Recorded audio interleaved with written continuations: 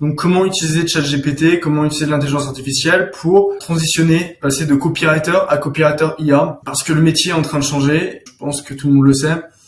Et du coup, dans ce cours RX 2.0, on va voir la nouvelle philosophie à adopter en tant que copywriter, les 5 règles d'or pour obtenir des bons résultats avec ChatGPT. Ouais, parce qu'en fait, la plupart des gens, ils font absolument n'importe quoi avec ChatGPT. Surtout en termes de copywriting, t'as 99% des gens, ils t'écrivent des prompts, mais ça fait aucun sens, il y a aucun contexte, il y a rien.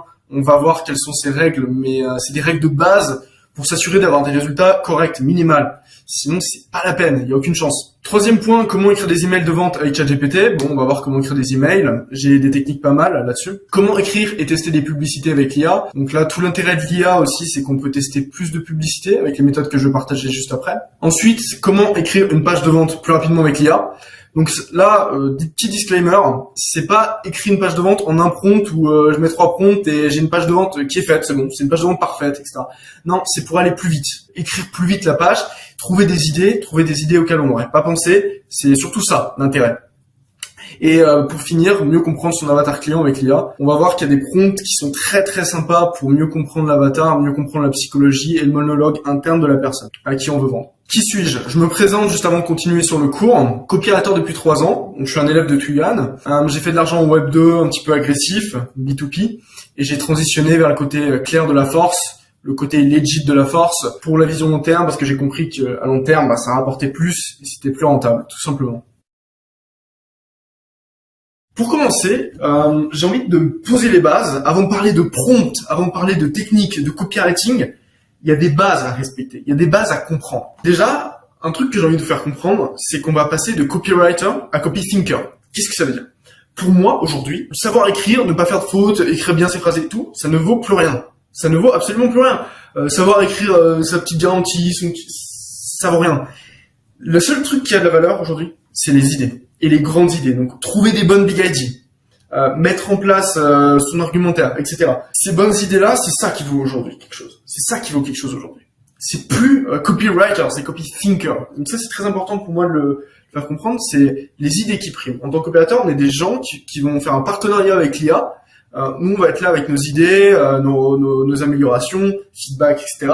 Et on a la partie exécution qui va être gérée par l'IA en partie. J'ai un autre concept que j'adore. C'est le concept d'amplificateur. Qu'est-ce que ça veut dire, amplificateur? Amplificateur, ça veut dire que l'IA ne va pas te rendre bon si t'es mauvais, l'IA va pas te rendre mauvais si t'es bon, l'IA va juste accélérer ce que tu es déjà, augmenter ce que tu es déjà, massifier ce que tu es déjà. C'est-à-dire que si t'es mauvais à la base, t'es un mauvais copywriter, t'as pas de bonne idée, tu sais, t'es un mec, tu débutes un petit peu, c'est un peu compliqué, bon ça arrive.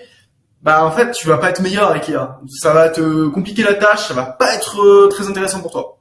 Ça n'a pas d'intérêt. D'abord, apprendre le copywriting de base. Et le second point, c'est si t'es bon, tu vas devenir encore meilleur. C'est là que tu pourras aller plus rapidement. Si déjà t'es bon, tu sais ce que c'est une bonne page de vente, tu sais le voir. Dans ce cas-là, tu iras 10 fois plus vite et tu sortiras plus de pages de vente et tu pourras tester plus d'offres et tu pourras faire plus d'argent en fait. Et c'est tout l'intérêt. C'est tout l'intérêt. Ça, c'était les petites bases pour commencer.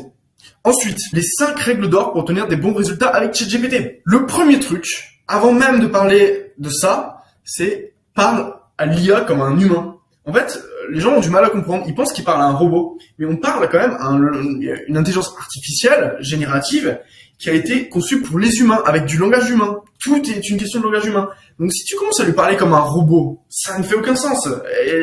Ça comprend pas le langage robot, l'IA. Elle ne comprend pas ça. Elle comprend le langage humain. Du coup, il faut lui parler comme un humain. Il faut lui parler comme un pote très intelligent. C'est ça que j'aime bien dire. Mais bon, pour la première règle, entre guillemets, c'est d'utiliser des adjectifs. À la place de dire s'il te plaît, écris-moi un email sur la finance, etc. On peut rajouter écris-moi un email sur la finance avec une histoire intéressante, originale, surprenante. Je veux qu'il y ait des exemples précis, spécifiques. Donc ça, c'est des adjectifs. En copywriting, on connaît bien la puissance des adjectifs. Mais voilà, surprenant, étonnant, curieux, etc. Des adjectifs qui vont juste donner des meilleurs résultats. Les résultats seront juste meilleurs grâce à ça. Voilà, donc ça, c'est un type super simple. Donc dans cet exemple, par exemple, j'ai mis « Salut, tu peux m'écrire un email qui parle de la découverte d'une hormone qui permet de perdre du poids super rapidement. Il faut que je joue sur l'émotionnel. Il faut que l'email soit surprenant, étonnant, vivant, intéressant, conversationnel. » Donc ça, c'est des adjectifs. Et ça upgrade le prompt. Il devient plus intéressant. Les résultats seront meilleurs. Deuxième secret, et ça, c'est plus une philosophie à adopter. Je vois trop de gens utiliser un prompt et se dire « voilà, je mets un prompt, je veux que ça me sorte un email, je veux que ça me sorte une publicité directe, one shot, je veux que ce soit parfait. Mais ça marche pas comme ça, Les prompts, on peut s'en servir de manière multiple. Qu'est-ce que j'entends par ça? On peut avoir un premier prompt qui donne des informations à l'IA. Ensuite, on peut avoir un deuxième prompt qui affine ces informations, qui les met sous une certaine forme. Ensuite, on peut avoir un autre prompt qui va générer un email à partir de ces informations. Ça veut dire qu'on peut le faire en étapes. On n'est pas obligé de faire un prompt, boum, c'est bon, j'ai réussi, j'ai un super email. Non. Par exemple, j'ai mis d'abord, trouve-moi 5 idées complexes sur le trading. Donc là, dans cet exemple-là, j'avais envie d'écrire un email sur le trading. Je sais pas, j'avais envie d'écrire un truc de valeur pour ma liste email sur le trading. Bon, bah voilà. Bah, du coup, j'ai d'abord demandé à l'IA, trouve-moi 5 idées complexes sur le trading.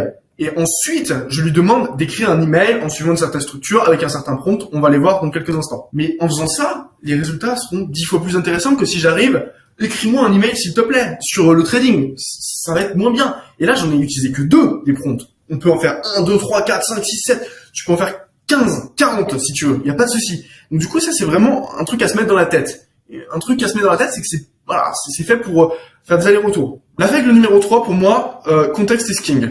Ça veut dire que l'IA n'est pas censée donner des bons résultats s'il n'y a pas un bon contexte. C'est pas la peine. On peut oublier. Il faut absolument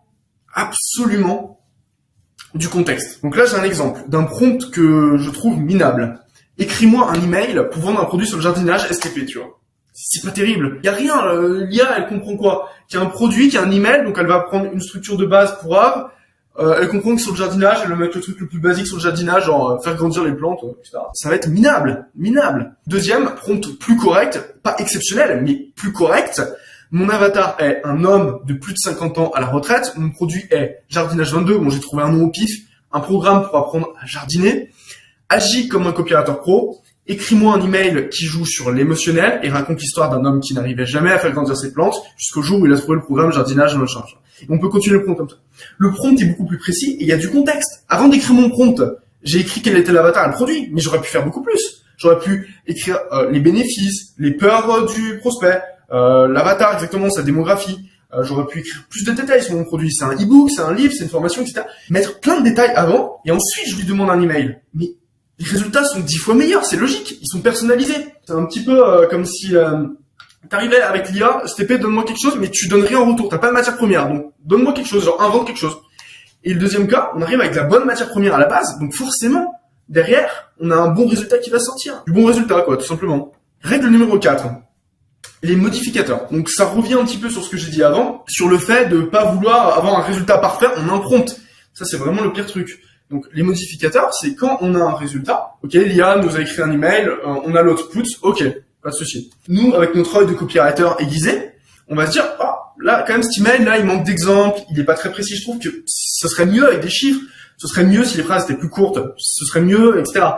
Et en fait, on va juste le dire à l'IA, on va lui dire, rajoute moins d'exemples. Je veux que ce soit plus conversationnel, je veux des phrases plus courtes.